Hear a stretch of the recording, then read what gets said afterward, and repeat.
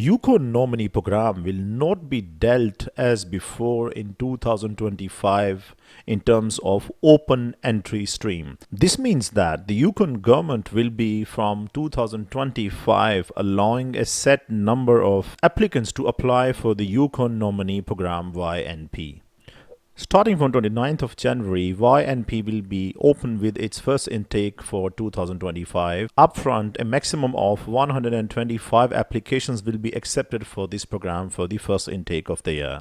Afterwards, the rest of the applicants can apply for the program when the new dates are announced. The Yukon Nominee Program is the Yukon's flagship program for issuing territorial nominations.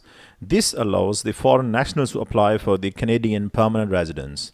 The YNP is an employer-driven program which focuses on filling labor market needs. To apply for the territorial nomination under the YNP, a foreign worker and candidate can, alongside with their employer, complete the application together. If the submitted application is successful, the candidate will be receiving a nomination from Yukon. This allows them to apply to the Canadian federal government for the permanent residence program. The reason for implementing this new system is because the territory received in 2024 more applications, far exceeding the territory's allocations for nomination. Before this announcement, applicants were allowed to apply for this stream whenever they want during the year. The YNP intends to adjust the size and frequency of its intakes based on the allocation of nominations it receives from the Canadian federal government. Yukon has requested an increase in allocation for nominations in 2025, as more and more applicants have been showing interest to apply for their program. The exact dates for the quarterly intakes have not been announced except for the first one that will be starting on